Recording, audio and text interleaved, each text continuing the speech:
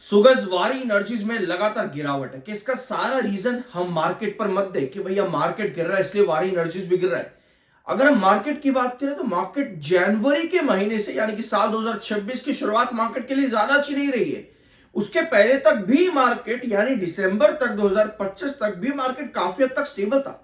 But भैया वारी energies तो लगभग आपको दिख रहा है नवंबर मिड से लगातार गिर रहा है।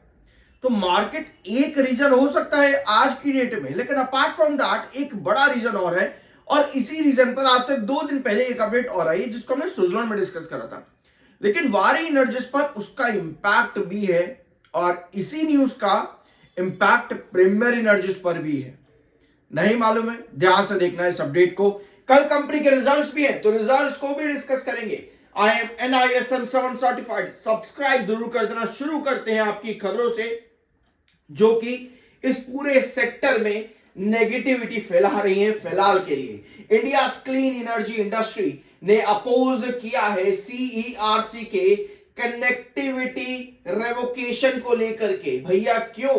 क्योंकि भैया ये बता रहे हैं कि इससे प्रोजेक्ट्स में डिले होगा। इंडस्ट्री ये बता रही है, बट भैया जो आपकी इंडस्ट्री को चलाने वाले रेगुलेशंस हैं वो कह रहे हैं नहीं, यहां पर चेंजेस जरूरी है। ये है टेंशन, CERC की टेंशन अभी तक मार्केट में रुकी नहीं है। ये पैराग्राफ रीड करना आप यहां पर, ये वाला paragraph. The groups said the Central Electricity Regulatory Commission's move would unfairly penalize projects stalled for reasons beyond their control.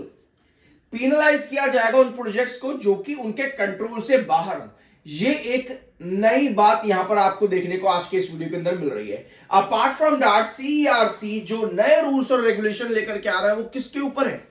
वो है पावर के कंट्रोल को, यानी कि पावर को किस तरह से क्या किया जाए, कंजम्प्ट किया जाए, किस तरह से पावर को ऐड किया जाए। कहां पर? सोलर और विंड एनर्जी।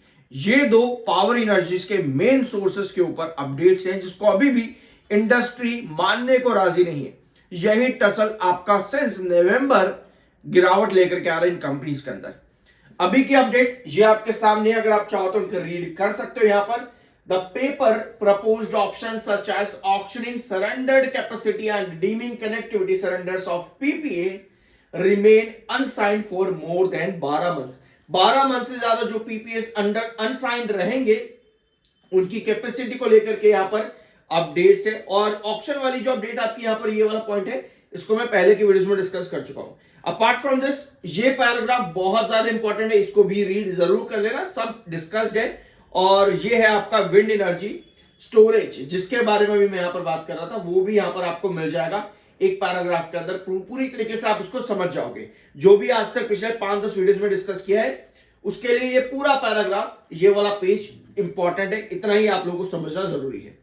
ठीक है, एमके ग्लोबल 21 दिसंबर को चले जाते हैं बाइंग की रेटिंग दे करके 4260 का टारगेट दे करके, लेकिन भाई इन्वेस्टर्स को कुछ भी नहीं मिलता, स्टॉक में बड़ी गिरावट अभी भी है। आज वारी एनर्जीज की सब्सिडरी को मिलता है एक प्रोजेक्ट जहां पर वारी एनर्जीज की सब्सिडरी जो कि यूएसए अमेरिकन बेस्ड सब्सिडरी है, वारी सोलर अमेरिकाज, इस कंपनी को मिलता है order 210 megawatt DCR solar modules बनाने का to a prominent Indian developer and operator of renewable projects, जो कि डिलीवर इनको करना है 2026 से 27 के बीच के अंदर, यानी कि इस फाइनेंशियल ईयर में जो आपका मार्च से शुरू होगा उस टाइम पीरियड पर इनको ये प्रोजेक्ट कंप्लीट करना है।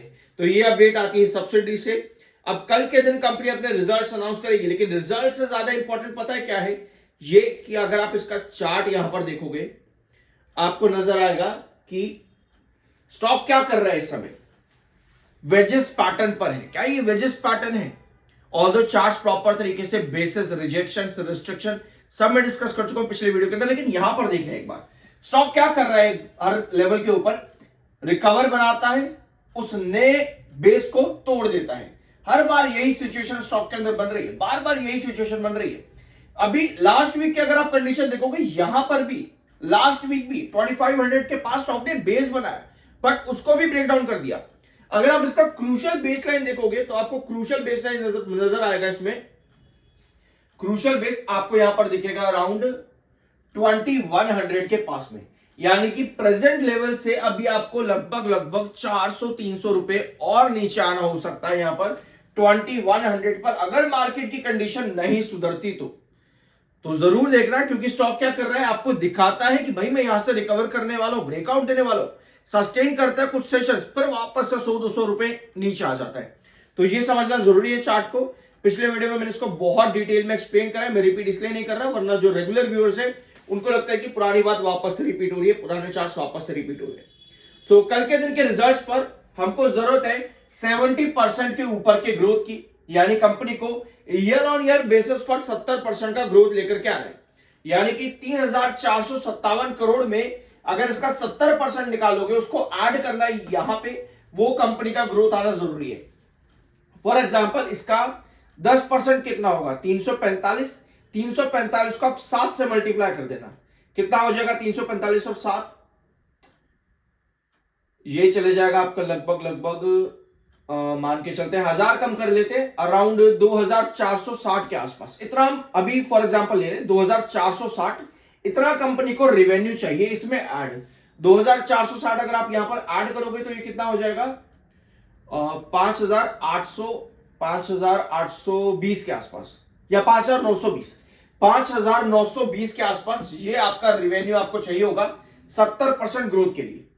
ठीक है, तो इसको एक बार कैलकुलेट सही तरीके से कर लेना, इतना कंपनी को रेवेन्यू चाहिए, भले ही ये रेवेन्यू जो भी मैंने आपको बताया, ये भले ही क्वार्टर ऑन क्वार्टर बेसिस पर कम आए, बट ये 70% ग्रोथ को अचीव कर जाएगा, और आपको ये ग्रोथ ही चाहिए होता है, ये ग्रोथ ही आपको चाहिए होता है अल्टीमेटली। और प्रॉफिट के अंदर भी कंपनी को चाहिए ग्रोथ कितना, तो प्रॉफिट में ग्रोथ देख लेते हैं, कंपनी को एनुअल प्रॉफिट ग्रोथ में 133% के ऊपर का ग्रोथ चाहिए। अब आप कहोगे भाई जब इतना अच्छा रिजल्ट अगर आ भी जाता मान लो कंपनी को, उसके बाद में अगर स्टॉक को गिरना है तो क्या फायदा इस रिजल्ट का। रिजल्ट का फायदा खराब समय में जहां मार्केट की सिचुएशन इतनी बुरी है, ये होता है कि जब सिचुएशन अच्छी आती है, मतलब मार्केट मान लो कल को अच्छे दिन भी तो आएंगे, ऐसा तो है नहीं जिंदगी भर मार्केट अब गिरता ही चला जाएगा। अमेरिका इतनी टेंशन तो क्रिएट कर लेने वाला कि जिंदगी भर मार्केट गिरता चला जाए, कभी अच्छे दिन तो आएंगे। तो जब बुरे समय पर कंपनी अच्छा काम करेगी तो वो कंपनी को फंडामेंटल और फाइनेंशियल हेल्थ देगी। रिजल्ट्स कंपनी के सभी रेशियोज को डिफाइन करते हैं। अगर कंपनी के रिजल्ट्स अच्छे आते हैं, कंपनी फंडामेंटल और फाइनेंशियली स्ट्रांग होती है, और अगर बुरे समय पर कंपनी ऐसा करने में कामयाब हो जाए तो अच्छे समय पर इसका फायदा भी मिलता है। तो अभी आपके नजर यहां पर यह होनी चाहिए कि कंपनी 133% के ऊपर का प्रॉफिट ग्रोथ दे और रेवेन्यू में 70% के ऊपर का कंपनी ग्रोथ लेकर के आए। दिसंबर होल्डिंग कंपनी ने जारी कर दिया, अपडेट कर दी है। दिसंबर में प्रमोटर के पास अभी भी 64.22% है। एफआईएस की होल्डिंग बढ़ी है 6.35 से 6.91 और डीआईएस की होल्डिंग 2.82 से 2.86 पर आई है। पब्लिक ने कुछ माल सेल किया है, 0.59% होल्डिंग पब्लिक की एग्जिट हुई है दिसंबर के महीने में। तो ये आपके होल्डिंग पैटर्न नया आया है।